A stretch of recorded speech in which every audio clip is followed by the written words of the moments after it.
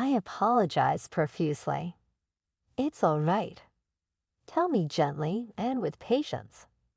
My niece was attempting to talk to me, and I gently encouraged her even though she was about to cry.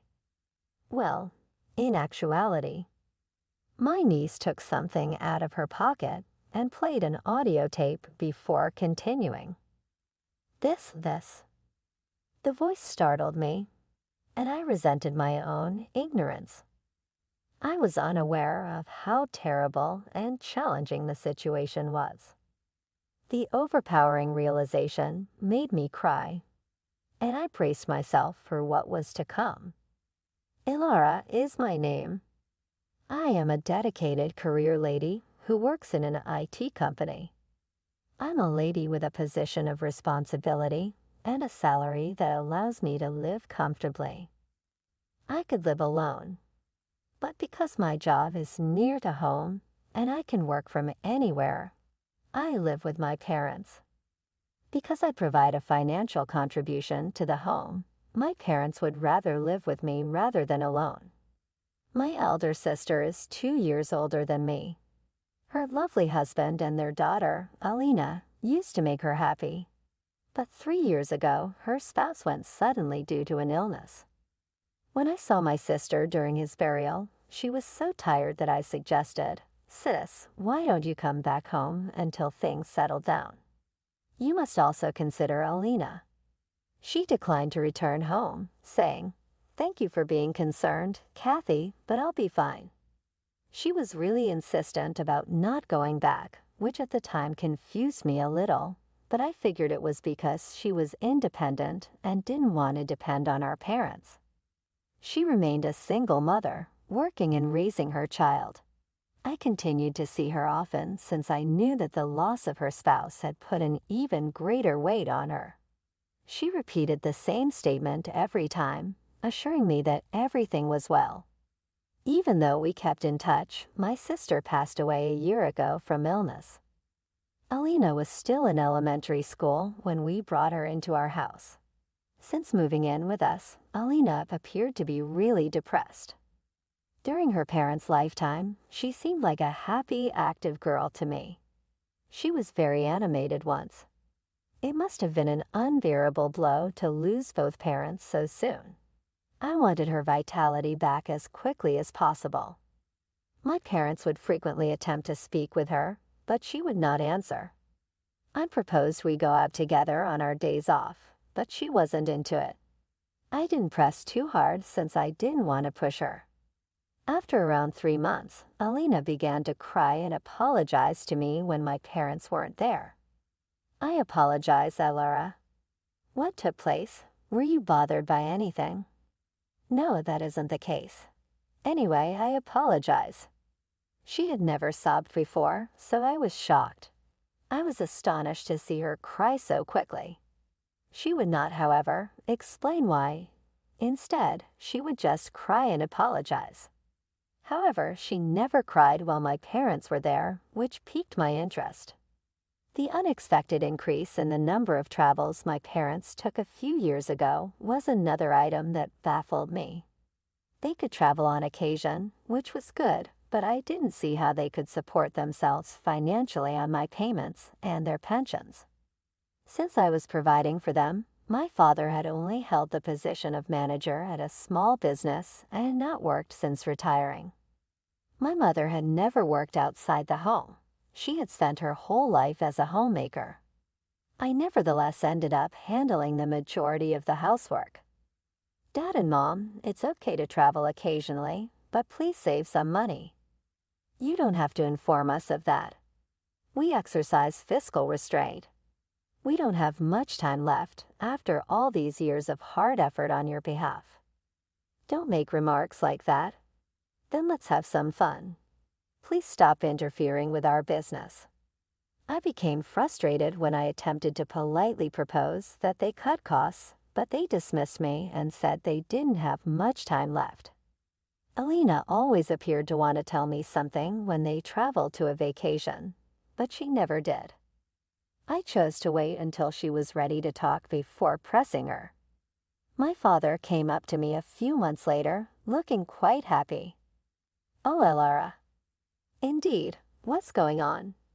Your mother and I will be traveling abroad for a week soon. How come? A travel abroad?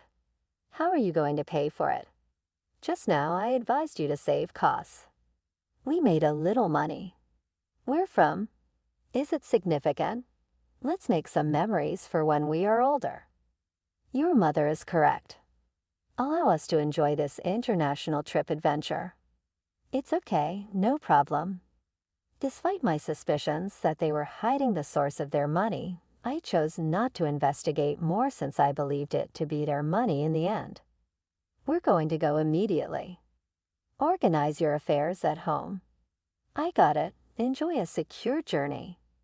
My parents enthusiastically departed on the day of their trip, vowing to return with mementos. My niece was standing there, appearing to be about to cry, as I turned to head back to the living room after seeing them leave.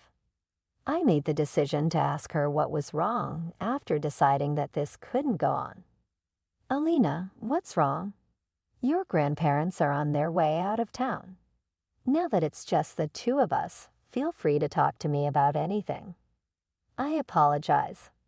She started crying again and apologized when I asked politely. I didn't know what to do, so I kept encouraging her. Elara, to be honest, she reached into her pocket, pulled out her smartphone, and hit play. My parents' irate shouts dominated the recording that sounded. What's this? My parents' voices could plainly be heard, no matter how I listened. They had never raised their voices to this extent before, though. I was surprised since this was the loudest I had ever heard them yell. Are these Grandpa and Grandma for real? Yes, when my parents were still living, they visited us frequently. Alina started to give an explanation. She said that while my parents were living, they would come to her house a lot and would always be nagging and whining. The objections centered on their dissatisfaction of my sister's marriage and their unreasonable demands for money, which they said was payment for removing their daughter. Hearing that my parents were such individuals astounded me. Alina went on to explain that they would frequently threaten her parents and demand money from them whenever they visited, pretending to be there to see their grandchild. I would retreat to my chamber. It's likely that your parents didn't want their actions to make you afraid. I believe that as well, but their constant yelling at my parents scared me. I observe that had to have been difficult. However, how did you record this? Alina said that she had captured her parents' voices on an old smartphone that she had happened to have with her at the time as a toy. I appreciated that she took this action. I posed another query that had been on my mind. Alina, how frequently were they at your home? I believe it was practically every week. It's unbelievable that they went to my sister's family so frequently without my awareness. Upon further reflection, my sister and her spouse had begun to appear more disheveled each time I saw them. My sister told me they were dieting together when I inquired if she was okay, and I took her statement at face value. But in all honesty, I think what finally wore them down was the stress of my parents' expectations. I felt guilty for not pursuing the true cause. This would not have occurred if I had realized there was a problem earlier. I apologize for not telling you, but I was afraid of what Grandpa and Grandma would do. When Alina started crying once more, I embraced her and felt guilty for not seeing her earlier. Alina, I'll watch out for you from now on. Remain calm. However, what if they also harm you in some way? I'm not a concern for you. They won't defeat me. All right, how about we take them on together?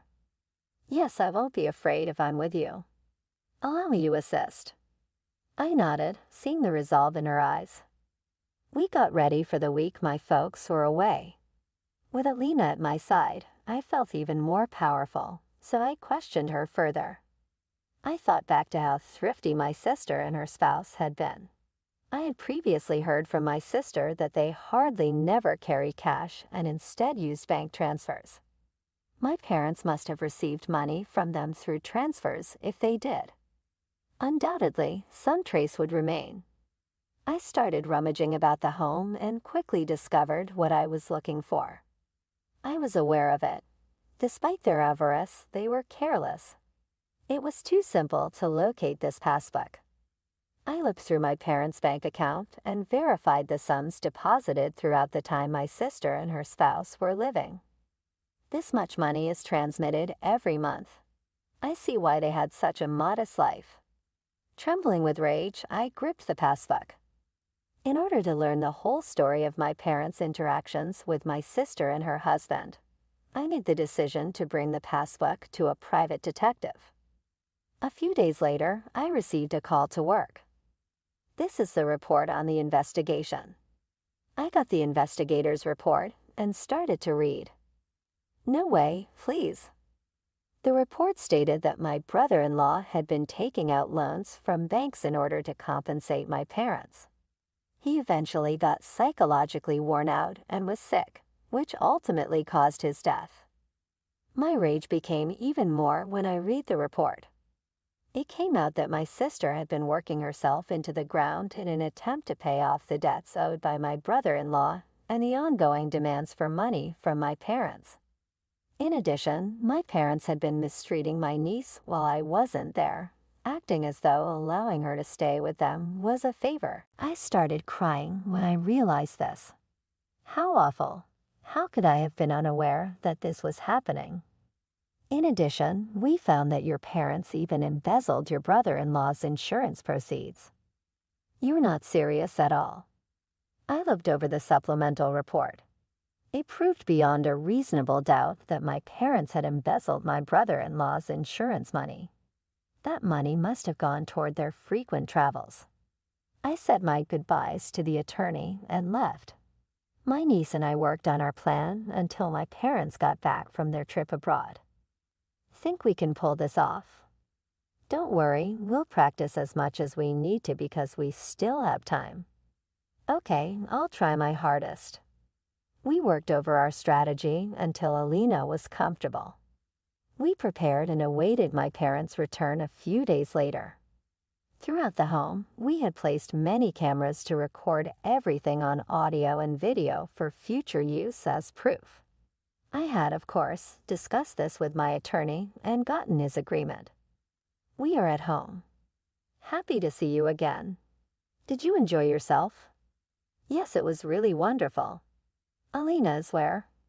We purchased several mementos. Alina is in her room working on her schoolwork. Why not take a little break from your travels as you must be exhausted?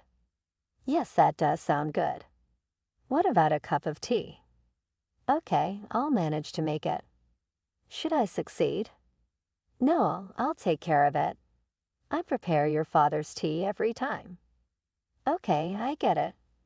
My folks were ecstatic to be back home. Since it was their first international vacation, they had to have had a great time. I spent some time hearing about their vacation experiences. I'm sorry, but I have to go for a little while. A call came in from work. At this hour? It occasionally takes place. I'll return shortly. Be careful. Yes, I will. I pretended to get to work and excused myself when I felt they had calmed down a little.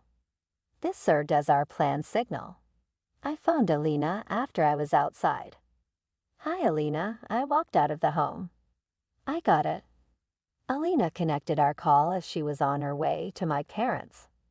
Well, good to see you again. Oh, Alina, we returned with a ton of mementos. All right, thanks, but I have to speak with you. What is it? Raise your voice. Alina played the audio file she had captured after my father's statements. Hi, from whence did you obtain that? Be a nice girl, Alina, and give it to me. The recorded sounds clearly startled and alarmed my parents. I'm going to tell Alara about this. Please don't do that, Almena. Are you aware of the consequences of doing that? However, this is incorrect.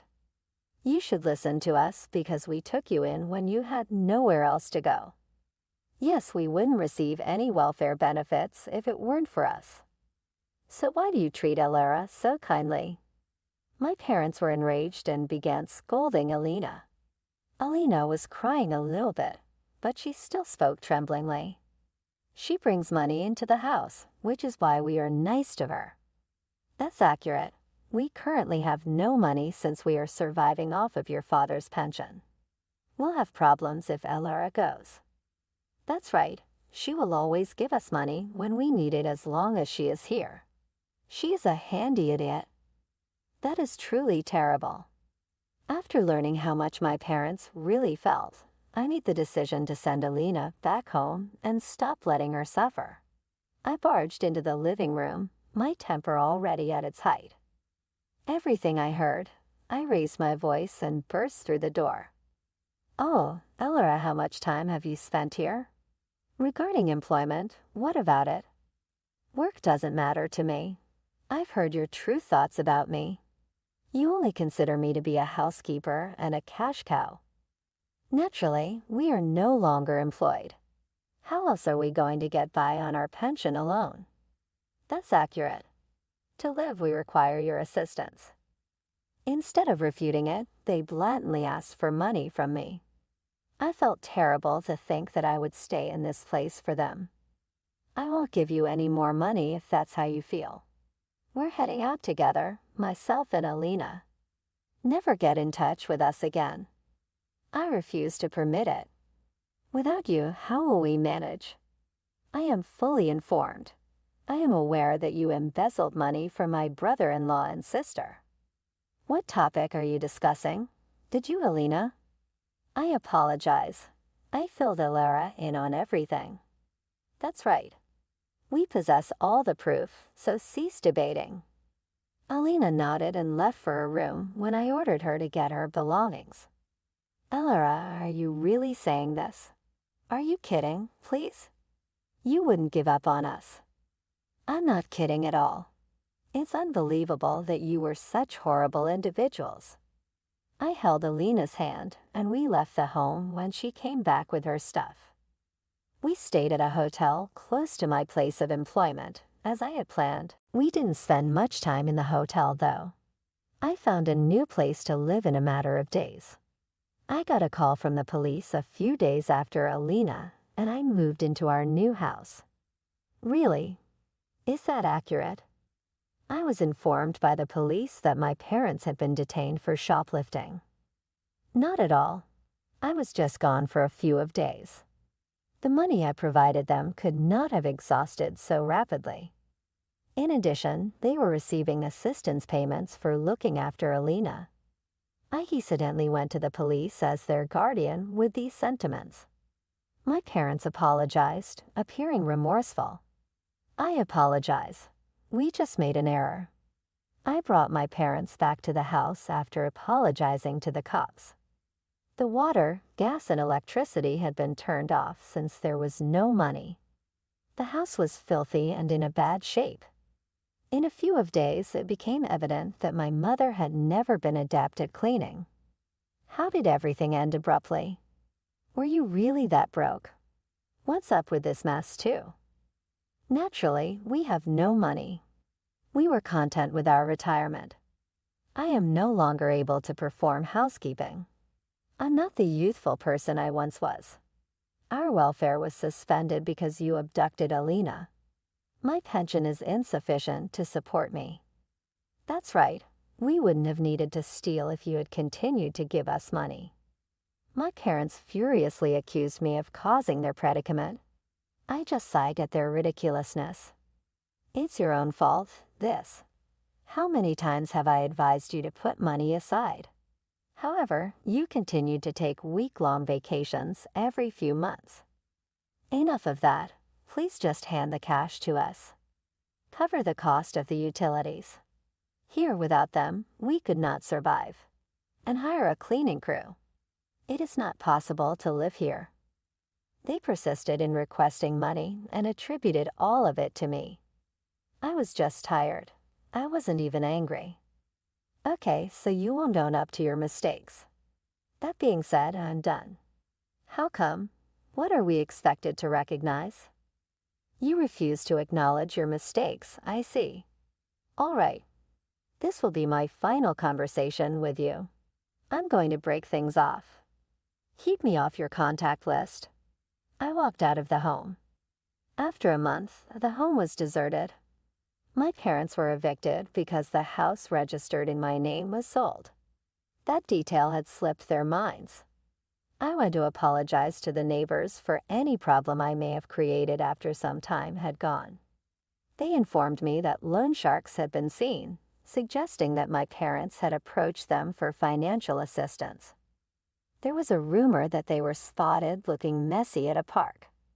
I later obtained a legal separation from my parents and made Alina my adopted daughter. We now have a closer link than most parent-child ones. I was delighted that our lives had settled and that Alina had returned to her happy self. I promised myself that I would keep an eye on her and